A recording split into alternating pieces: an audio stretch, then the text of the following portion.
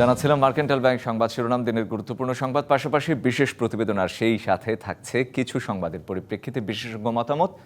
আপনাদের সাথে আছি আমি রঞ্জন শুভ্র। গোপালগঞ্জ শহরের লঞ্চঘাট এলাকায় হামলা সংঘর্ষে হতাহতের ঘটনার পর পরিস্থিতি কিছুটা থমথমে। লোকজনের মধ্যে চাপা আতঙ্ক বিরাজ করছে। 22 ঘন্টার কারফিউয়ে বন্ধ ছিল ব্যাংক, বিমা, অফিস, আদালত ও ব্যবসা প্রতিষ্ঠান। তবে কাঁচা বাজার ও ওষুধের দোকান ছিল খোলা। সকাল থেকে পৌরসভার কর্মীরা সড়কে পড়ে থাকা ধ্বংসস্তূপ ও ইট পাটকেল সরানোর কাজ করেন। শহরের গুরুত্বপূর্ণ স্থানে পুলিশের উপস্থিতি দেখা গেছে, মাঝে মাঝে টহল দিতে দেখা গেছে সেনাবাহিনীকেও। বিভিন্ন স্থানে পুলিশের পাশাপাশি জোরদার করা হয় বিজিবির টহল, যোগ দেয় নৌবাহিনীও। হামলার ঘটনায় গোপালগঞ্জ জেলা কারাগারের নিরাপত্তা বাড়ানো হয়েছে। সেনাবাহিনী, বিজিবি এবং কারারক্ষীদের সমন্বয়ে একটি নিরাপত্তা বলয় তৈরি করা হয়েছে। এদিকে মামলা না হলেও সংঘর্ষের ঘটনায় এখন পর্যন্ত আটক করা হয়েছে 25 জনকে। আমাদের কারারক্ষীরা যথেষ্ট সাহসিকতার সঙ্গে কাজ করেছেন, যার ফলে আমাদের মেইন যে ডিউটি, অর্থাৎ প্রধান যে ডিউটি, সেটা হচ্ছে আমাদের কারার ভেতরের যারা কনভিক্টেড আছেন, যারা হাজতে আছেন, তাদেরকে সঠিকভাবে নিরাপদে রাখা এবং তাদেরকে সঠিকভাবে তালাবদ্ধ করে রাখা। এখানে আমরা সেই জিনিসটা আমরা করতে পেরেছি। আমরা এই যে ঘটনা ঘটলো এর জন্য শান্তি শৃঙ্খলা রক্ষার জন্য যা যা করণীয় আমরা ব্যবস্থা নেব। কোনো সন্ত্রাসীকে, দোষীকে আমরা বিন্দুমাত্র ছাড় দিব না, এটাই আমার শেষ কথা। গোপালগঞ্জ পরিস্থিতি নিয়ে আরও জানবো। আমাদের সাথে যুক্ত হচ্ছেন সহকর্মী সিনিয়র রিপোর্টার আমিরুল ইসলাম। আমিরুল, কারফিউ শেষ হলো, এখন থেকে সামনের যেই সময় আসছে সেটির নিরাপত্তা পরিস্থিতি নিয়ন্ত্রণে রাখতে কোনো ধরনের নতুন পদক্ষেপ নেওয়া হবে কিনা, কি বলছেন আইনশৃঙ্খলা বাহিনীর সদস্যরা, এবং সার্বিকভাবে গোপালগঞ্জ শহরের যে পরিস্থিতি সেটি বা কেমন দেখছেন? গোপালগঞ্জ শহরের পরিস্থিতি একেবারে থমথমে অবস্থা বিরাজ করছে। বিশেষ করে সাধারণ মানুষ যারা, তাদের মধ্যে একটা আতঙ্ক কাজ করছে। আর যেটা বলছে কারফিউ শিথিলের বিষয় থাকছে, একটু আলোচনা ছিল গোপালগঞ্জে, কিন্তু আমি যেটা অনির্ভরযোগ্য একটি সূত্রে জানতে পেরেছি যে আগামীকাল বেলা দুপুর 12টা পর্যন্ত কারফিউ থাকছে, 2 ঘন্টার জন্য শিথিল করা হবে। পরবর্তী সিদ্ধান্ত নেওয়া হবে, যার কারণে যে এখানটায় থাকছে যে আইন শৃঙ্খলা রক্ষাকারী বাহিনী, এই বিভাগের যারা বিভাগীয় কমিশনার সহ যারা রয়েছেন, রেঞ্জ ডিআইজি, এই প্রশাসন ঊর্ধ্বতম কর্মকর্তা যারা কিন্তু বৈঠকে বসেছেন, এবং বৈঠক শেষে হয়তোবা গণমাধ্যম কর্মীদের আহ্বান করা হচ্ছে যে তাদের যে বৈঠকের সিদ্ধান্ত, সেই সিদ্ধান্ত হয়তোবা জানানো হবে। যার কারণে গণমাধ্যম কর্মীরা কিন্তু যে জেলা প্রশাসনের কার্যালয় যে সম্মেলন কক্ষ, সেই সম্মেলন কক্ষের সামনেই অবস্থান করছে, অপেক্ষায় আছে যে বৈঠক শেষের। এই বৈঠক শেষে সিদ্ধান্ত জানা যাবে যে কারফিউ কী সিদ্ধান্ত নিচ্ছে প্রশাসন পক্ষ থেকে, এবং থাকছে যে আইন শৃঙ্খলা যে ব্যবস্থা গোপালগঞ্জের যে নিশ্চিত নিরাপত্তা যে বলা, সেই নিরাপত্তা বলাটা তৈরি করা হচ্ছে প্রশাসনের পক্ষ থেকে। বিশেষ করে আমিরুল, আপনাকে থামে একটু জানতে চাই। জি, আমি এরই মধ্যে জেনেছি যে 2 ঘন্টা শিথিল করে আগামীকাল 6টা পর্যন্ত আবারও কারফিউ বলবৎ রয়েছে, এই সিদ্ধান্ত হয়েছে। এর বাইরে আসলে আইনশৃঙ্খলা বাহিনীর কি ধরনের তৎপরতা দেখছেন এবং বাসিন্দারা কি বলছেন সেটিও একটু জানতে চাই।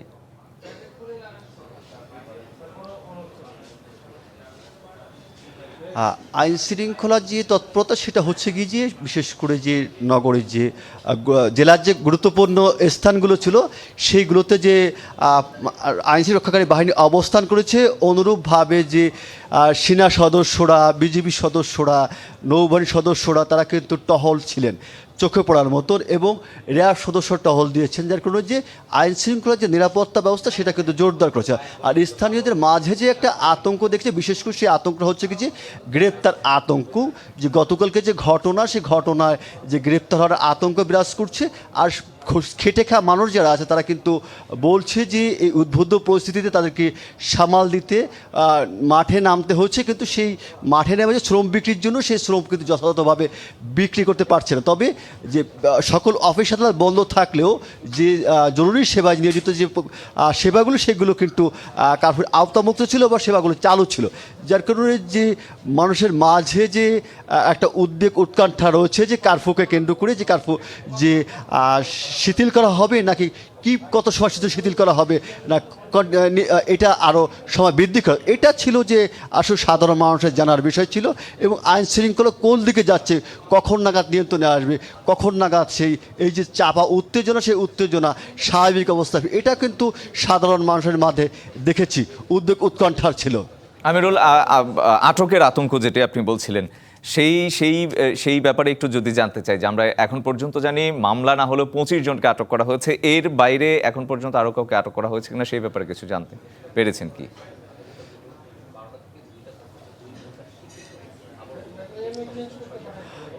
এর ব্যাপারে যে এখন পর্যন্ত যে আটক আছে, আটকের জন্য যে চলমান যে প্রক্রিয়া সেটা কিন্তু চলছে।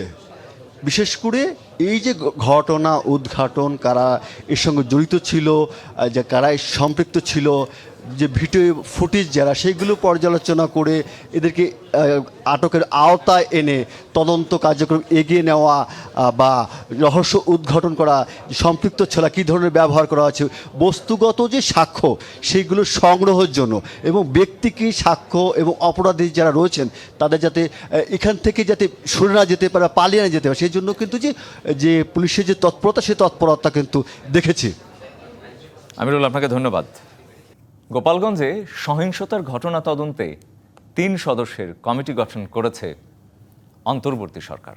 প্রধান উপদেষ্টার প্রেস সচিব শফিকুল আলম জানিয়েছেন, কমিটিকে তদন্তের পর তদন্ত করে 2 সপ্তাহের মধ্যে প্রতিবেদন দিতে বলা হয়েছে। আর হুঁশিয়ারি দিয়ে সচিবালয়ে স্বরাষ্ট্র উপদেষ্টা বলেছেন, গোপালগঞ্জের ঘটনায় অন্যায়কারীদের কোনো ধরনের ছাড় দেওয়া হবে না। এনসিপি সমাবেশ ঘিরে বুধবার গোপালগঞ্জে দিনভর সংঘর্ষে প্রাণ যায় 4 জনের। কারফিউ জারি করে পরিস্থিতি নিয়ন্ত্রণে আনা হয়। এর আগে মঙ্গলবার রাত থেকেই এনসিপির কর্মসূচি ঘিরে কিছু বিভ্রান্তিকর তথ্য ছড়ায়। বৃহস্পতিবার সচিবালয়ে সাংবাদিকদের সঙ্গে আলাপকালে স্বরাষ্ট্র উপদেষ্টা জাহাঙ্গীর আলম চৌধুরীর কাছে প্রশ্ন রাখা হয়, পরিস্থিতি নিয়ে আগাম কোনো তথ্য ছিল কিনা। জবাবে স্বরাষ্ট্র উপদেষ্টা বলেন, গোয়েন্দাদের কাছে পর্যাপ্ত তথ্য ছিল না, তবে গোপালগঞ্জে যারা অন্যায় করেছে তারা গ্রেফতার হবেন। গোপালগঞ্জের এখন যে পরিস্থিতি মোটামুটি নর্মাল। আর গতকালে যেই ঘটনা ঘটছে ওটা তো আপনারা সবাই মিডিয়ায় দেখছেনই। গোয়েন্দাদের তো তথ্য ছিল, বাট এত পরিমাণ যে হবে ওই তথ্যটা হয়তো ছিল না। বৃহস্পতিবার বিকেলে উপদেষ্টা পরিষদের 34তম বৈঠক শেষে বিস্তারিত জানাতে বেইলি রোডে ফরেন সার্ভিস একাডেমিতে প্রধান উপদেষ্টার প্রেস উইং ব্রিফিং করে। এতে উঠে আসে সমসাময়িক নানা বিষয়।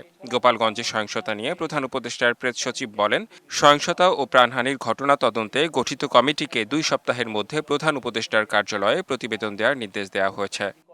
প্রোব কমিটি করা হয়েছে সিনিয়র সেক্রেটারি হোম মিনিস্ট্রির নেতৃত্বে, এছাড়া ল মিনিস্ট্রি এবং পাবলিক অ্যাডমিনিস্ট্রেশন মিনিস্ট্রি থেকে 2 জন অ্যাডিশনাল সেক্রেটারি থাকবেন।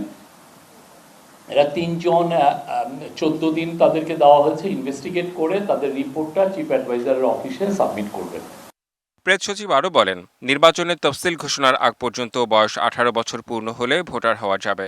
এই সংশোধনী এনে ভোটার তালিকা সংশোধন অধ্যাদেশ 2025-এর খসড়া নীতিগত ও চূড়ান্ত অনুমোদন দিয়েছে উপদেষ্টা পরিষদ। Redwan Ahmed, DBC news, Dhaka. July পদযাত্রার কর্মসূচির ধারাবাহিকতার অংশ হিসেবে রাজবাড়ীতে শহীদ স্মৃতি চত্বরে যে সমাবেশ হচ্ছে এনসিপির, সেখানে নেতারা বক্তব্য রাখছেন। আমরা সরাসরি যাচ্ছি সেখানে।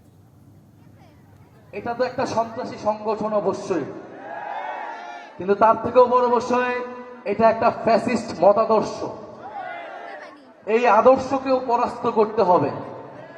শুধু আইনিভাবে সাময়িকভাবে নিষিদ্ধ করে আমরা আওয়ামী লীগের মোকাবেলা করতে পারবো না।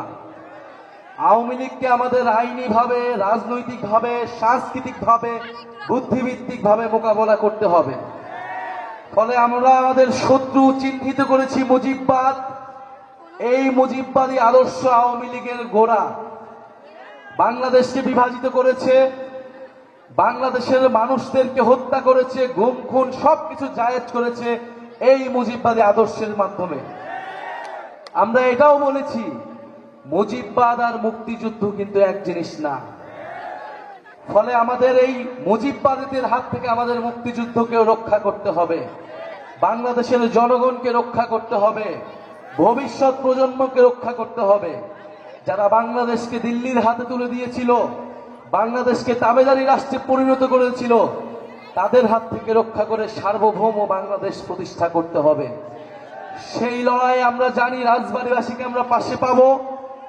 রাজবাড়ীর সাহসী সন্তানেরা জুলাই গণ অভ্যুত্থানে শহীদ হয়েছে।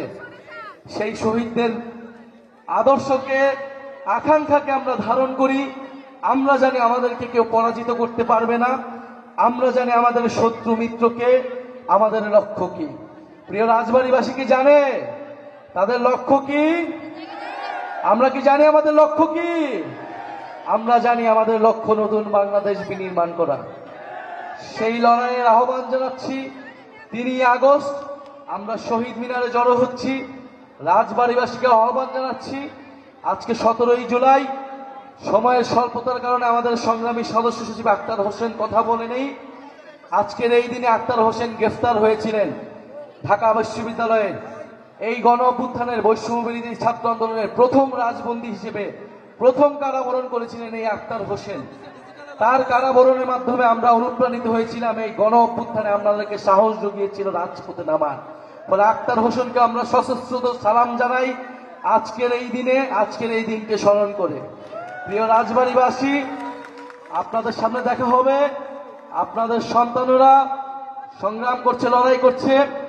আমাদের সাথে আরো রয়েছে জাতীয় যুব শক্তির নেতৃবৃন্দ, জাতীয় যুব শক্তির আহ্বায়ক তরিকুল ইসলাম, আর স্থানীয় যে এনসিপির নেতৃবৃন্দ, বিপ্লবী ছাত্র সমাজ, বৈষম্যবিরোধী ছাত্র আন্দোলন এবং জাতীয় যুব শক্তি শ্রমিক উইংয়ের নেতৃবৃন্দ যারা রয়েছেন, তাদের সবাইকে ধন্যবাদ এবং কৃতজ্ঞতা জানাচ্ছি। আমরা একটু স্লোগান শুনবো না? আমরা একটু স্লোগান শুনতে চাই। গোপালগঞ্জে এনসিপির সমাবেশ ঘিরে হামলার ঘটনায় জনসাধারণকে ধৈর্য ধরার ও সহযোগিতার আহ্বান জানিয়েছে সেনাবাহিনী। বৃহস্পতিবার আন্তঃবাহিনী জনসংযোগ পরিদপ্তর আইএসপিআর থেকে পাঠানো সংবাদ বিজ্ঞপ্তিতে এই আহ্বান জানানো হয়। এতে বলা হয়, জুলাই পদযাত্রার অংশ হিসেবে এনসিপির সমাবেশকে কেন্দ্র করে এলাকার একদল উশৃঙ্খল জনতা সংঘবদ্ধভাবে গোপালগঞ্জ সদর উপজেলায় সন্ত্রাসী কর্মকাণ্ড চালায়। এছাড়া শহরের গুরুত্বপূর্ণ স্থাপনা, জেলা কারাগারে হামলা, সরকারি যানবাহন ভাঙচুর এবং অগ্নিসংযোগের ঘটনাও ঘটে। পরিস্থিতির দ্রুত অবনতি হয়, সেনাবাহিনী ও স্থানীয় পুলিশ তাৎক্ষণিকভাবে হস্তক্ষেপ করে পরিস্থিতি নিয়ন্ত্রণে আনে। বর্তমানে গোপালগঞ্জ জেলায় সার্বিক নিরাপত্তা পরিস্থিতি স্বাভাবিক এবং কারফিউ চলমান। গুজব বা অপপ্রচারে বিভ্রান্ত না হয়ে ধৈর্য ধরার আহ্বান সেনাবাহিনীর। গণ অভ্যুত্থানের শক্তিকে চ্যালেঞ্জ করে আওয়ামী লীগকে পুনর্বাসনের সুযোগ করে দেওয়া হচ্ছে। জুলাই গণ অভ্যুত্থান সংগঠিত হয়েছে ডেমোক্রেসির জন্য, কিন্তু সারা দেশে চলছে মবক্রেসির রাজত্ব। সরকারের নির্লিপ্ততা আর ব্যর্থতায় এমন অবস্থা তৈরি হয়েছে। এসব অভিযোগই করেছেন বিএনপির স্থায়ী কমিটির সদস্য সালাউদ্দিন আহমেদ। বৃহস্পতিবার বিএনপির কেন্দ্রীয় কার্যালয়ের সামনে যুবদলের বিক্ষোভ সমাবেশে তিনি এই অভিযোগ করেন। রাজনৈতিক কর্মসূচি নিয়ে জাতীয় নাগরিক পার্টির নেতাকর্মীদের আরও সতর্ক হওয়ার আহ্বান জানান এই বিএনপি নেতা। বলেন, যারা নতুন রাজনৈতিক দল করেছেন তারা আবেগতাড়িত হয়ে কর্মসূচি দিচ্ছেন। এতে মানুষ দেখল গণ অভ্যুত্থানের পক্ষের শক্তির ওপর হামলা করা হলো। তবে বিএনপি এনসিপির উজ্জ্বল ভবিষ্যৎ কামনা করে। সালাউদ্দিন আহমেদ বলেন, এনসিপি যে কর্মসূচির ধরন দেখা যাচ্ছে তাতে নির্বাচনের পরিবেশ নিয়ে প্রশ্ন তোলার চেষ্টা চলছে। জুলাই ছাত্র গণ অভ্যুত্থান সংগঠিত করেছিলাম ডেমোক্রেসির জন্য। আমরা এখন দেখতে পাচ্ছি সারা বাংলাদেশে মবক্রেসির রাজত্ব হচ্ছে। চেয়েছিলাম ডেমোক্রেসি, হয়ে যাচ্ছে মবক্রেসি। কিন্তু কেন? এই দুই কেনর জবাব হচ্ছে সরকারের নির্লিপ্ততা এবং আইন শৃঙ্খলা পরিস্থিতি নিয়ন্ত্রণে তাদের ব্যর্থতা। যুবদল আয়োজিত বিক্ষোভ সমাবেশ নিয়ে আরও জানাতে রাজধানীর ইঞ্জিনিয়ার্স ইনস্টিটিউট থেকে যুক্ত হচ্ছেন আমাদের স্টাফ রিপোর্টার সাব্বির রোজ। রোজ, নিশ্চয় শুনতে পাচ্ছেন। আমি আপনার কাছে এই সমাবেশ সম্বন্ধে আরেকটু জানতে চাই, কি বলছেন নেতারা, কি বলেছেন তারা? ধন্যবাদ রঞ্জন। এখনকার যে পরিস্থিতি তাতে অলরেডি শেষ হয়েছে তাদের এই প্রতিবাদ মিছিল। তো প্রতিবাদ মিছিলটি মূলত ছিল সারা দেশে আইন শৃঙ্খলা পরিস্থিতির যে অবনতি, সেই অবনতি ঘিরে, এবং নানা সময়ে বিএনপি যেটি অভিযোগ করেছে, অনলাইন থেকে শুরু করে বিভিন্ন প্ল্যাটফর্মে বিএনপিকে নিয়ে উদ্দেশ্য প্রণোদিতভাবে কিছু রাজনৈতিক দল যে প্রোপাগান্ডা ছড়াচ্ছে, তার প্রতিবাদেই মূলত প্রতিবাদ জানিয়ে তারা এই প্রতিবাদ মিছিলটি করে। সেটি নয়াপল্টন থেকে শাহবাগে গিয়ে শেষ হয়, সেটি জানেন।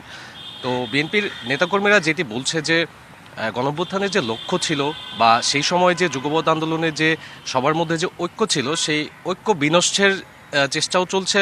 ইতিমধ্যে ঐক্য ফাটল ধরছে বলেও তারা শঙ্কা করেছে, এবং এক দল আরেক দলের দিকে কাদা ছোড়াছুড়ির যে বিষয়টি রয়েছে সেটিও তারা উল্লেখযোগ্যভাবে বলেছেন। এবং আপনি জানেন বিএনপির ভারপ্রাপ্ত চেয়ারম্যান তারেক রহমানকে নিয়ে যে কটূক্তির বিষয়টি তারা উল্লেখযোগ্যভাবে বলেছেন যে এই বিষয়টি বরদাস্ত করবে না বিএনপি। আর আইন শৃঙ্খলা পরিস্থিতির বিষয়টি অবনতির দিকে আঙ্গুল তুলছেন অন্তর্বর্তী সরকারের দিকে, যেহেতু তাদের দায়িত্ব নেওয়ার এত মাস পেরিয়ে গেল, তারপরও এখনও দেশের আইন শৃঙ্খলা পরিস্থিতি নাজুক এবং পতিত সরকারের যে দোসররা রয়েছেন তারা গণঅভ্যুত্থানের শক্তিকে কোন সাহসে বা কারা এই ব্যক্তি যারা এই গণঅভ্যুত্থানকে শক্তিকে চ্যালেঞ্জ করার সাহস পায়। তো এই ধরনের প্রশ্ন বিএনপি নেতারা রাখছেন এবং সর্বশেষ যেটি বলেছেন সব রাজনৈতিক দলগুলো যারা ফ্যাসিবাদ বিরোধী আন্দোলনে রাজপথে ছিল সবার মধ্যে একটি সুদৃঢ় ঐক্য জরুরি।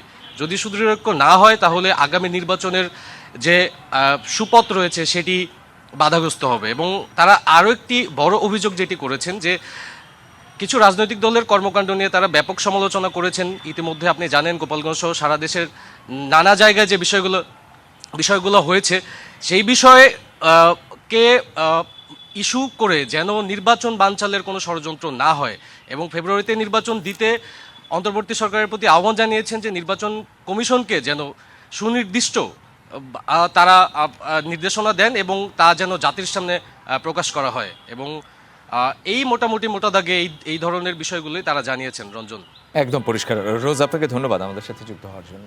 গোপালগঞ্জে হামলায় জড়িতদের গ্রেপ্তার ও বিচারের দাবি জানিয়ে ফ্যাসিবাদীদের যে কোনো ষড়যন্ত্র রুখে দেওয়ার হুঁশিয়ারি দিয়েছে জামায়াতে ইসলামী। আগামী শনিবার রাজধানীর সোহরাওয়ার্দী উদ্যানে জামায়াতের সমাবেশ উপলক্ষে জাতীয় প্রেসক্লাবে ব্রিফিংয়ে দলের সেক্রেটারি জেনারেল অধ্যাপক মিয়া গোলাম পরোয়ার এই হুঁশিয়ারি দেন। তার অভিযোগ আইনশৃঙ্খলা বাহিনী নিরাপত্তা দিতে ব্যর্থ। তিনি জানান, সোহরাওয়ার্দীতে সমাবেশে পিআর পদ্ধতিতে নির্বাচন, লেভেল প্লেইং ফিল্ড, জুলাই গণহত্যার দৃশ্যমান বিচার সহ 7 দফা দাবি তুলে ধরবে জামায়াত। প্রবাসীদের ভোট দেওয়ার ব্যবস্থা করতে সরকারের প্রতি আহ্বান জানান মিয়া গোলাম পরোয়ার।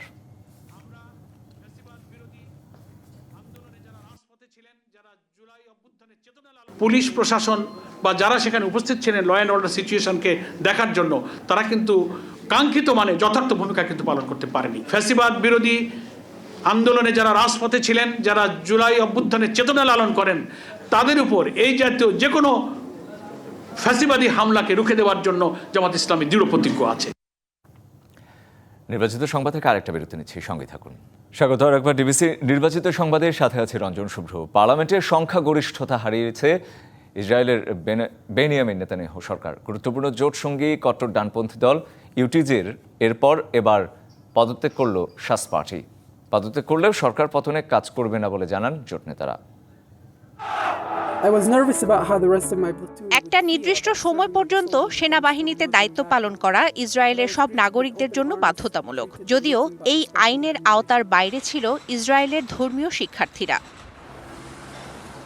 কোনো দেশেই যুদ্ধ করতে বাধ্য নয় ছাত্র কিংবা শিক্ষার্থীরা। তবে গত বছর প্রধানমন্ত্রী নেতানিয়াহুর শাসনামলে এক রায়ে ধর্মীয় শিক্ষার্থীদেরও এই আইনের আওতায় আনা হয়। শিক্ষার্থীদের সেনাবাহিনীতে বাধ্যতামূলক যোগদানের ইস্যুই অস্বস্তি বাড়াতে থাকে সরকারে, বদলাতে থাকে পরিস্থিতি।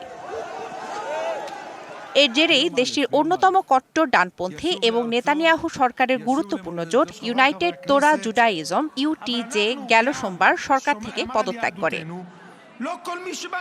এতে জোট সরকার কোনো মতে টিকে থাকলেও বুধবার আরেক গুরুত্বপূর্ণ জোট শাস পার্টিও পদত্যাগ করে। এর মধ্য দিয়ে পার্লামেন্ট নেসেটে সংখ্যাগরিষ্ঠতা হারালো ইসরায়েলের নেতানিয়াহু সরকার। তবে শাস পার্টির নেতারা বলছেন, আইন পাশের ক্ষেত্রে তারা নেতানিয়াহু সরকারকে সহায়তা করবে এবং সরকারের পতন হয় এমন কিছু করবে না। এছাড়া এ মাসের শেষের দিকে ইসরায়েলি সংসদ 3 মাসের বিরতিতে যাওয়ায় নেতানিয়াহুকে এই কয় মাস সরকার পতন নিয়ে চিন্তা করতে না হলেও গুরুত্বপূর্ণ জোট হারানোর ফলে গাজা যুদ্ধ, সৌদি আরব কিংবা সিরিয়ার সঙ্গে ইসরায়েলের কূটনৈতিক সম্পর্ক স্থাপনের মতো গুরুত্বপূর্ণ সিদ্ধান্ত নেওয়ার ক্ষমতা হারিয়েছে নেতানিয়াহু সরকার। এছাড়া যুদ্ধাপরাধ এবং দুর্নীতির দায়ে অভিযুক্ত নেতানিয়াহুকে সরকার চালাতেও হিমশিম পরিস্থিতিতে পড়তে হবে বলে মনে করছেন বিশেষজ্ঞরা। শোভন শাহমিন দিশা, ডিবিসি নিউজ ডেস্ক। শ্রীলঙ্কার বিপক্ষে টি-20 সিরিজ জিতে আবেগে ভাসার সুযোগ নেই। ঘরের মাঠে পাকিস্তানের বিপক্ষে সিরিজে দেখাতে হবে ধারাবাহিকতা। রয়েছে এশিয়া কাপ, এরপর বিশ্বকাপ, তাই নিজেদের প্রমাণ করেই লিটন দাসদের যেতে হবে বিশ্বমঞ্চে। শ্রীলঙ্কা থেকে ফিরে দলের ম্যানেজার নাফিস ইকবাল এমনটাই বললেন। শ্রীলঙ্কার বিপক্ষে টি-20 সিরিজ নিশ্চিত করে মাঠ থেকে হোটেলে ফিরে ঘণ্টা 3 বিশ্রাম। এরপরই ধরতে হয়েছে বাংলাদেশের বিমান। তবে সকাল 11:30 নাগাদ ঢাকায় ফেরা বাংলাদেশ দলের ক্রিকেটারদের চোখে মুখে ছিল না সেই ক্লান্তির ছাপ। ম্যানেজার নাফিস ইকবাল বললেন, সিরিজ জয়ের পর আবেগে ভাসার সুযোগ নেই, জার্নি কেবল শুরু। আমাদের কনসিস্টেন্ট হওয়াটা খুব দরকার। আমরা এই সিরিজ জিতছি, উই শুড নট বি, আমাদের ইমোশনটা অত হাইও যাওয়ার দরকার নেই। It has to be balance, so that আমরা এই ব্যালেন্সটা যেন ক্রিয়েট অব্যাহত ধরে রাখতে পারি। এবারের শ্রীলঙ্কা সফরের অভিজ্ঞতা বর্ণনা করতে গিয়ে নাফিস বললেন, পিছিয়ে পড়ে ঘুরে দাঁড়ানোটা আবারও শিখল লিটন দাসরা। তবে শিখলেই হবে না, মনোযোগী হতে হবে ধারাবাহিকতায়। We have to B consistent as a team. আমাদের কনসিস্টেন্ট হওয়াটা হলো সবচেয়ে বড় চ্যালেঞ্জ। আমরা গ্র্যাজুয়ালি কীভাবে ইমপ্রুভ করতে পারবো, এভরিডে কীভাবে ইমপ্রুভ করতে পারবো, প্রত্যেকটা প্র্যাকটিস সেশন থেকে শুরু করে প্রত্যেকটা ম্যাচে। সো এইসব জিনিস নিয়ে আমরা কাজ করছি। বাইল্যাটারাল সিরিজ অথবা বৈশ্বিক আসর, দলগত পারফরমেন্সের বিকল্প নেই। টি-20 সিরিজে সেটাই করেছে দল। তবুও উঠে এলো তানজিদ তামিমদের সাথে লিটন দাসের নেতৃত্বের কথা। ও যেভাবে লিডিং ইনটু দ্য সিরিজ আসছিল, ব্যাট প্যাচ একটা যাচ্ছিল, তো ওই দিক থেকে একটা পার্সোনালিটি এভাবে করে ব্যাক করা প্লাস লিড করা টিমরা, ইট ওয়াজ এ ফ্যান্টাস্টিক রোল। ও নিজে ক্যারেক্টার শো করেছে। দলের সাথে ফেরেননি শেখ মেহেদী ও শামীম হোসেন পাটোয়ারি। তারা ফিরবেন নিজেদের মতো করে। শুক্রবার বিশ্রামে থাকবেন লিটন দাসরা। শনিবার থেকেই পাকিস্তানের বিপক্ষে হোম সিরিজের জন্য শুরু হবে ক্যাম্প। অ্যাজ এ টিম আমার মনে হয় ইমপ্রুভমেন্টটা সব জায়গা থেকে আসলে ভালো। Shahan Papon, DBC news, Dhaka. ছাত্রদল আয়োজনে ঢাকা বিশ্ববিদ্যালয়ের টিএসসি মিলনায়তনে জুলাই আন্দোলনের শহীদ ছাত্রদের স্মরণ সভায় কথা বলছেন বিএনপি মহাসচিব। সরাসরি যাচ্ছে সেখানে। মানুষের মুখে একটা হাসি আছে, এত কষ্ট, এত ত্যাগ, চিৎকার করে আজকে সেই আন্দোলনটা, আজকে এটাকে আমি একটা বলি যে 1971 সালের যে স্বাধীনতার যুদ্ধ, পরবর্তীকালের যে স্বাধিকারের জন্য স্বৈরাচারের বিরুদ্ধে যে আন্দোলন, সবকিছু বলে এই যে সংগ্রাম, এই যে গণ অভ্যুত্থান, এটা আমাদের কিন্তু একটা সম্পূর্ণ নতুন একটা সম্ভাবনার দ্বার খুলে দিয়েছে, নতুন বাংলাদেশ নির্মাণ করবার। আমাদের নেতা যারা তারেক রহমান সাহেব সম্পূর্ণ নতুন করে স্বপ্ন দেখাচ্ছেন। আজকে নয়, 2016 সালে দেশনেত্রী বেগম খালেদা জিয়া ভিশন 2030 দিয়েছিলেন রেইনবো নেশন তৈরি করার জন্য। সেখানে তিনি আজকের এই সংস্কারের কথাগুলো, যারা এখন এই কথাগুলো বলছে, আমাদের পণ্ডিতেরা, কেউ আমেরিকা থেকে, কেউ যুক্তরাষ্ট্র থেকে, বিভিন্ন জায়গা থেকে, ইউনিভার্সিটি থেকে পাশ করে এসছেন, এই কথাগুলো তখন দেশনেত্রী বেগম খালেদা জিয়া ভিশন 2030 বলেছিলেন। এবং আমরা যখন এই ফ্যাসিস্ট হাসিনা সরকারের বিরুদ্ধে ঐক্যবদ্ধ লড়াই শুরু করলাম, অন্যান্য দলগুলোর সঙ্গে কথা বললাম করে, বাম ডান সমস্ত দলগুলোকে যখন একখানে নিয়ে আসলাম, আমরা কিন্তু আলোচনার মাধ্যমে আবারও ওই রাষ্ট্র সংস্কারের আমরা কর্মসূচি গ্রহণ করেছিলাম। কারণ আমরা উপলব্ধি করেছিলাম যে বর্তমান যে রাষ্ট্র কাঠামো আছে, এই রাষ্ট্র কাঠামোর মধ্য দিয়ে বাংলাদেশের মানুষের আশা আকাঙ্ক্ষা পূরণ হবার নয়। সেই জন্যই আমরা সেই 31 দফা শ্রেণী কর্মসূচি দিয়েছিলাম। বন্ধুরা খেয়াল করে দেখবেন যে 5ই আগস্টের পরে, বোধহয় সম্ভবত 7ই আগস্ট, আমরা একটা জনসভা করেছিলাম পার্টি অফিসের সামনে, তাই না? সেই 7ই আগস্টে আমাদের সব শেষে ভাষণ দিয়েছিলেন আমাদের দেশনেত্রী বেগম খালেদা জিয়া। হাসপাতাল থেকে 4-5টা লাইন বলেছিলেন। কি বলেছিলেন? যে প্রতিশোধ নয়, প্রতিহিংসা নয়, বন্ধুত্ব, ভালোবাসা, সৌহার্দ্য দিয়ে আমাদেরকে আবার নতুন জাতি গঠন করতে হবে।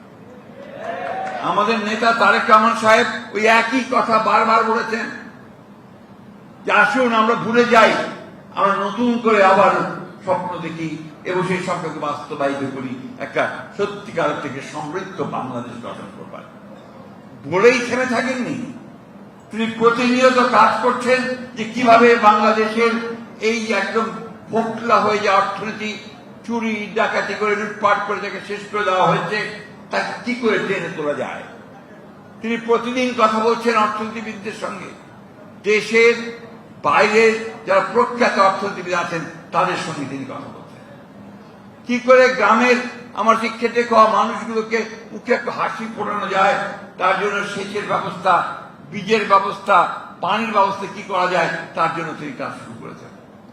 ফার্মার্স কার্ড তৈরি করেছেন, যাতে করে ইতিমধ্যে তৈরি করে ফেলেছেন, যাতে করে ভবিষ্যতে জনগণ যদি আমাদেরকে ভোট দিয়ে ক্ষমতা নিয়ে আসে আমরা জনগণের কাজ করতে পারি, কি করে বস্ত্র শিল্পকে টেনে তোলা যায়। বন্ধুগণ, আপনারা তো গর্ব করতে পারেন এই দেশে যা কিছু মহান অর্জন হয়েছে বিএনপির হাতে। কারণ 1971 সালে যে স্বাধীনতা যুদ্ধ হয়েছিল, বাংলাদেশে যে স্বাধীনতা ঘোষণা করা হয়েছিল, সেদিন যিনি ঘোষণা করেছিলেন তিনি আমাদের দলের প্রতিষ্ঠাতা শহীদ প্রেসিডেন্ট জিয়া রহমান। এই ছিল এখনকার মতো ডিবিসি নিউজের সংবাদগুলো পড়তে ভিজিট করুন dbcnews.tv। আরও ভিজিট করুন ডিবিসি নিউজের ফেসবুক পেজ এবং ইউটিউব চ্যানেল। সঙ্গে থাকুন।